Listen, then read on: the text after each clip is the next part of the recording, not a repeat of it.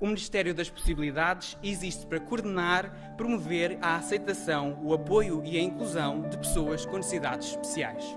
Os nossos problemas, as nossas impossibilidades podem ser oportunidades nas quais Deus nos conduza a experiências inimagináveis, a experiências verdadeiramente surpreendentes. Jesus, quando viveu aqui na Terra, ele sempre se deu com as pessoas independentemente das suas características. No meio das nossas lutas, no meio das nossas impossibilidades, possa agradecer a Deus pelas lutas que temos, porque certamente elas nos podem aproximar do nosso Mestre e do nosso Salvador. Bom dia a todos, bom sábado. Aqueles mais atentos, e já foi aqui referido, o dia de hoje é o dia do Ministério das Possibilidades. Acredito que na cabeça de muitos de vós esteja a pergunta: o que é o Ministério das Possibilidades? E é legítimo, eu próprio, há alguns meses atrás, nunca tinha ouvido falar no Ministério das Possibilidades. É certo, já temos aqui uma pista. Talvez muitos de vós também já saibam mais ou menos o que é, visto que temos aqui hoje presente uma intérprete de língua gestual portuguesa. E se eventualmente quiserem saber mais do que é o Ministério das Possibilidades de uma maneira mais prática, convido-vos a todos a estarem presentes hoje às 16 horas. Mesmo aqueles que não podem estar aqui presentes poderão assistir através do YouTube. O Ministério das Possibilidades procura trazer uma totalidade a um mundo cada vez mais partido. Uma sensação de totalidade não depende da eliminação de nenhuma característica das pessoas. É uma redescoberta da plenitude de uma pessoa em Cristo. Jesus, quando viveu aqui na Terra, ele sempre se deu com as pessoas independentemente das suas características, independentemente dos seus defeitos, dos seus pecados. Sempre olhou para elas com a totalidade daquilo que elas eram realmente. Este ministério tem uma oportunidade não só de proclamar a mensagem de Cristo, mas de enfatizar e valorizar a dignidade humana. Portanto, para aqueles que ainda não compreenderam, o Ministério das Possibilidades existe para coordenar, promover a aceitação, o apoio e a inclusão de pessoas com necessidades especiais. Sejam elas surdos, cegos, órfãos, pessoas com problemas de saúde mental e pessoas com problemas de mobilidade. E também procura dar apoio aos cuidadores de pessoas com necessidades especiais. Este é o desafio deste ministério. E suscita certamente grandes dúvidas para a Igreja contemporânea. Por exemplo, como é que nós poderemos estar preparados para receber uma pessoa com incapacidade na nossa Igreja? Que acessibilidade podemos promover a essas pessoas? Como é que podemos transmitir a palavra de Deus e a sua mensagem a essas pessoas? Por exemplo, sabiam que em Portugal existem cerca de 150 mil surdos? Estaremos nós preparados para lhes transmitir e para os incluir na nossa Igreja? Serão eles menos dignos de o receber? Certamente que não. Para nos ajudar a compreender e a responder a estas perguntas, nada melhor do que a Bíblia. E por isso convidava cada um de vós a poder abrir as nossas Bíblias no livro de Lucas, capítulo 18, versículo 27. Lucas 18, 27. Encontra-se no relato de Jesus e num diálogo que ele tem com os discípulos após o encontro com o jovem rico, e que ele diz uma coisa tão simples como: as coisas que são impossíveis aos homens são possíveis a Deus. Maravilhoso, não é? Jesus, enquanto viveu aqui na Terra, deu-se com todo o tipo de pessoas. Com os fariseus, com os leprosos, com as viúvas, com as prostitutas, com as crianças, todo o tipo de pessoas, com mais variedade de diferenças. Todas elas com os seus problemas, uns mais que outros, com as suas falhas, com os seus defeitos, com os seus pecados. E Jesus nunca olhou independentemente disso. Ele sabia exatamente dessas dificuldades e dessas diferenças das pessoas, mas amou-as a todas por igual. Ele viveu e conviveu com todas essas pessoas, amou-as sempre da mesma maneira. Esse é o propósito deste ministério. E é por isso que hoje, no sábado do Ministério das Possibilidades, vamos olhar para aquele Jesus e para o seu amor e como ele enfrentou as dificuldades dessas pessoas e tornou possível o impossível. Bom sábado.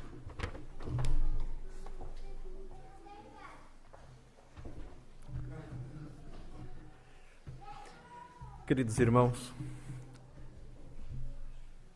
estavam 5 homens diante de uma casa cheia a tentar descobrir como é que iriam levar até o Mestre Jesus um deles, que tinha uma grave impossibilidade, que era ser paralítico. Para piorar a situação, a casa, além de estar cheia e de haver gente até à porta, o que tornava absolutamente improvável eles conseguirem fazê-lo chegar junto de Cristo, acontecia ainda que o seu amigo, a quem eles pretendiam pôr junto de Jesus, estava deitado numa cama. Enquanto discutiam ali alguns momentos antes, esta história está em Marcos, no capítulo 2, um deles tem uma ideia fora do convencional. Sabem, para problemas tão graves que parecem ser impossíveis, as soluções normalmente são fora do convencional, são fora do quadrado. E acontece que um deles diz: vamos subir ao telhado, vamos esgravatar o telhado e fazer com que abra-se um buraco no teto a ponto de poder este homem ser levado até o mais perto possível de Jesus. A certa altura, conta o texto bíblico, estamos em Marcos, no capítulo 2, e vamos ler a partir do verso 3. E vieram ter com ele, conduzindo um paralítico trazido por 4. E não podendo aproximar-se de Jesus por causa da multidão, então descobriram o telhado onde estava e, fazendo um buraco, baixaram o leito em que jazia o paralítico. O verso 5 diz uma coisa muito interessante que me toca particularmente o coração. Jesus, diz Marcos, vendo a fé deles, disse ao paralítico: filho, perdoados estão os teus pecados. Reparem que a fé daqueles homens, daqueles 4 amigos, de alguma forma tornaram possível que Deus fizesse algo ainda mais improvável, que era um homem que tinha sido paralisado por uma doença, nós não conhecemos bem, mas que provavelmente tinha uma forte origem emocional, psíquica, causada por fortes sentimentos de culpa, se pudesse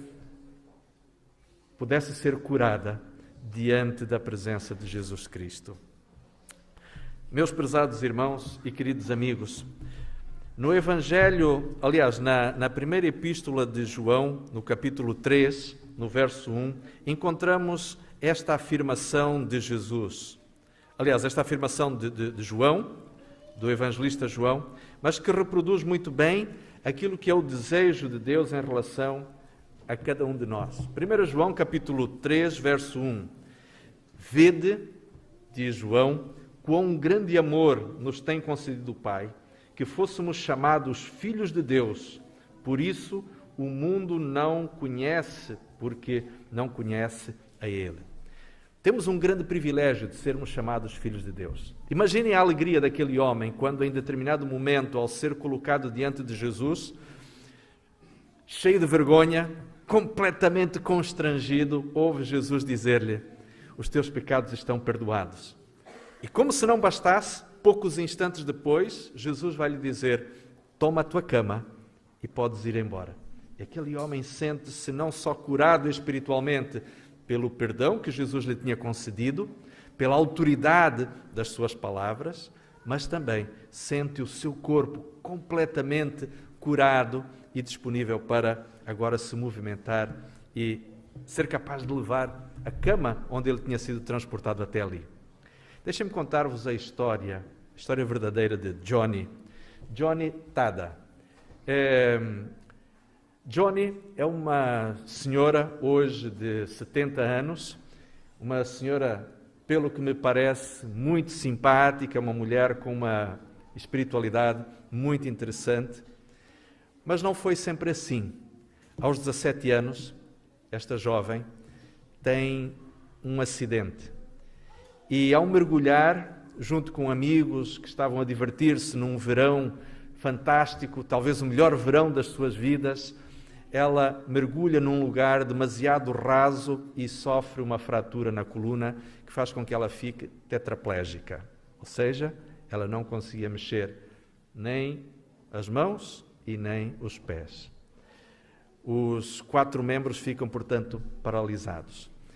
Faz muito esforço, há um grande esforço no sentido de recuperar novamente a sua mobilidade, mas a verdade é que Johnny vai se dando conta, ao passar do tempo, que, a não ser que acontecesse um milagre, ela não poderia voltar nem a andar e nem a usar normalmente os seus braços como tinha feito até aquele momento da sua vida. Vocês podem imaginar o desespero que se abate sobre esta jovem, com uma vida cheia de possibilidades, que agora se vê reduzida a uma cadeira de rodas. Imaginem a depressão espiritual que ela estava a viver, as crises que ela experimentou por conta de suplicar a Deus que alguma coisa acontecesse, que ela desejava tanto, mas que, por alguma razão, Deus, na sua graça e na sua bondade, não realizava. É então que Johnny começa a descobrir que Deus poderia fazer das suas impossibilidades algo muito interessante. E esta senhora, agora já uma avó com mais de 70 anos, mas ainda muito jovem na sua vida, descobre que, apesar de não poder movimentar os braços e as pernas, ela podia pintar com a boca. E desenvolveu um ministério muito interessante de fazer lindas ilustrações que são conhecidas pelo mundo afora e que se tornam ainda mais surpreendentes pelo fato de terem sido desenhadas com a boca, ou segurando os instrumentos com a boca. Mas não foi só, diríamos assim, as proezas que Johnny desenvolveu no campo artístico que se tornaram surpreendentes.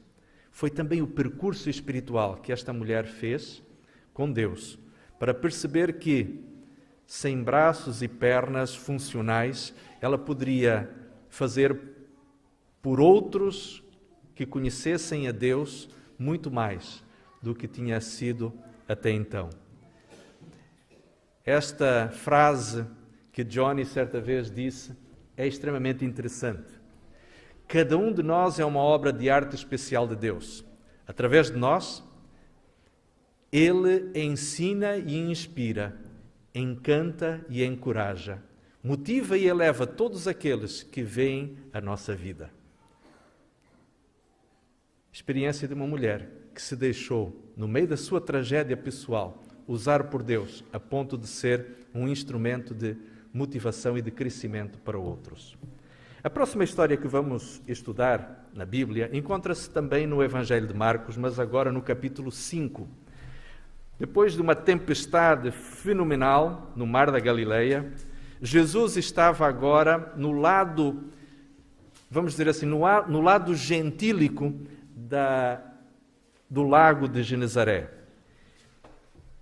E depois de uma viagem atribulada, na qual os discípulos ainda estavam, quem sabe, abananados, e desculpem aqui a expressão, mas atemorizados e a pensar sobre tudo o que tinha acontecido, eis que vem ao encontro de Jesus e dos seus amigos um homem, como é descrito no Evangelho de Marcos, um homem endemoniado. E a palavra de Deus diz que este homem, ao ir ao encontro de Jesus, ele estava perfeitamente transtornado, completamente aterrorizante a sua atitude. Eu imagino Jesus a sair do barco e os discípulos a recuarem novamente para dentro do barco. Tal era o medo, o pavor que aquele homem impunha. A Bíblia diz, na narrativa de Marcos, interessantemente, Marcos costuma ser muito sucinto nas suas descrições, mas ele aqui alonga-se um pouquinho mais em detalhes, tal tenha sido a impressão que esta história causou no coração e na mente do evangelista Marcos. Ele conta detalhes a respeito de como era a aparência deste homem, de como ele como tentavam prendê-lo, e ele esmigalhava e desfazia as correntes que usavam para o prender. E então, finalmente, no verso 9, diz-nos a Bíblia que Jesus conversa com ele e pergunta-lhe: qual é o teu nome? E aquele homem atormentado responde, não pela sua própria inteligência, não pelas suas próprias palavras, mas pelo Espírito, ou pelos Espíritos que o possuíam. E ele respondeu dizendo: Legião é o meu nome, porque somos muitos.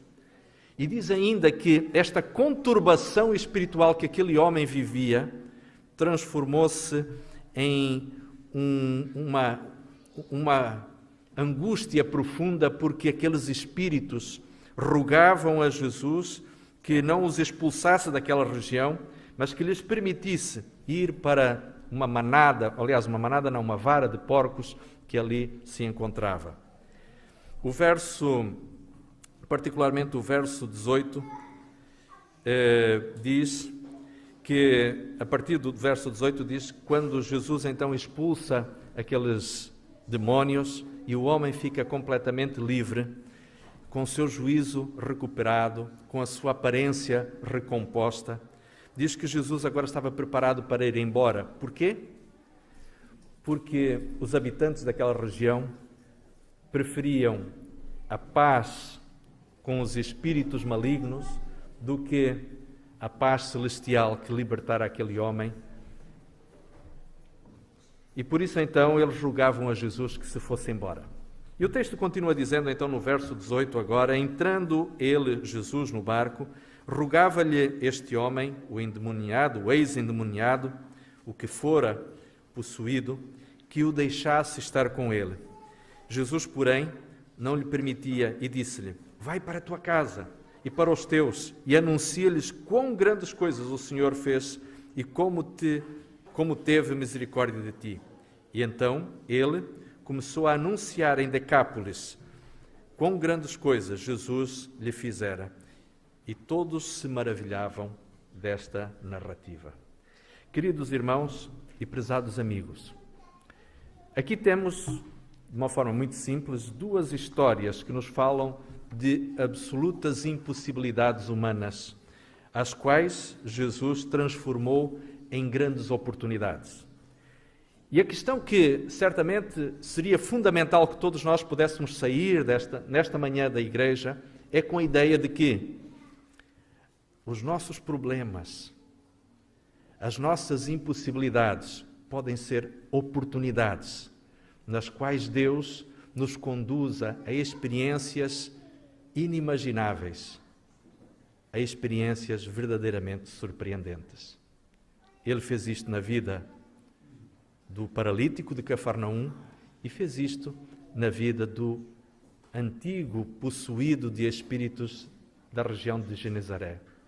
Sabem, meus irmãos, todo aquele que se encontra com Jesus, qualquer que seja a maneira com que o nosso encontro se dê com o Mestre, pode ser por meio da adoração, por meio da pregação da palavra ou do estudo da Bíblia. Qualquer pessoa que se encontra com Jesus, ela tem agora a responsabilidade de partilhar com outros aquilo que Jesus fez na sua vida. Assim como Jesus pediu àquele ex-endemoniado que pudesse ficar na região de Decápolis para que testemunhasse do poder de Jesus Cristo, do poder do céu, assim Deus também pede que cada um de nós possa testemunhar a outros das maravilhas que Deus tem feito na nossa vida. Termino contando-vos uma última história. Este nome certamente não nos é estranho, Fanny Crosby. Fanny, quando nasceu no ano de 1820, na região de Nova Iorque, do estado de Nova Iorque, muito cedo ela teve uma doença que acabou por resultar em uma situação de cegueira.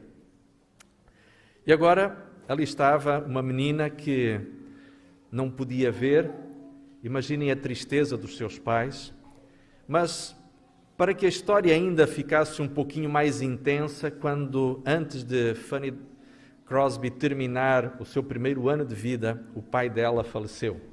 E com isto, a mãe viu-se obrigada a trabalhar para sustentar a família.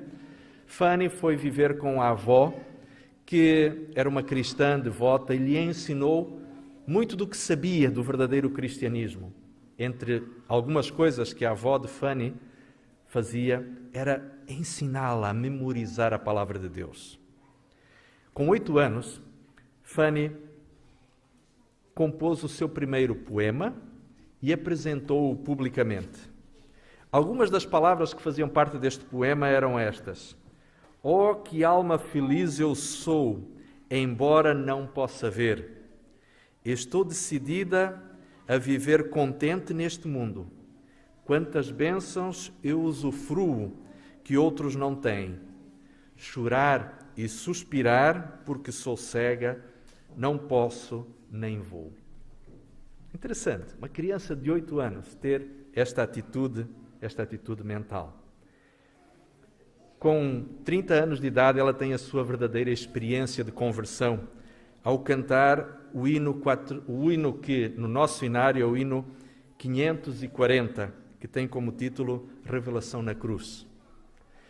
E a vida desta mulher vai ser marcada justamente pela importância da música, porque ela compôs cerca de 2.000 hinos, muitos dos quais fazem parte também do nosso próprio inário. Um dia, Fanny estava a tocar numa prisão e, ao ouvir aquela música inspiradora, um homem grita: "Meu Deus, não passes de mim!"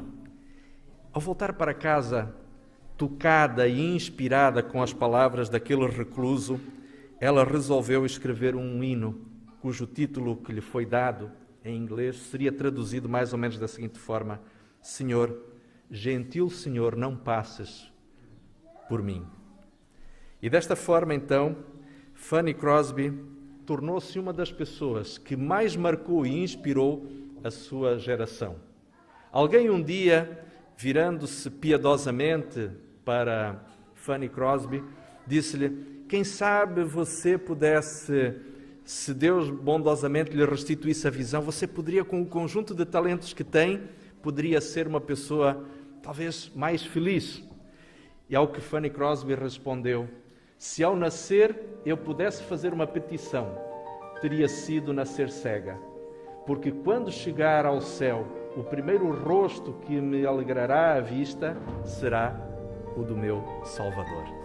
Queridos irmãos, que cada um de nós, no meio das nossas lutas, no meio das nossas impossibilidades, possa agradecer a Deus pelas lutas que temos, porque certamente elas nos podem aproximar do nosso Mestre e do nosso Salvador. Por isso, que o Senhor seja louvado e que a sua graça seja reconhecida na nossa vida. Amém.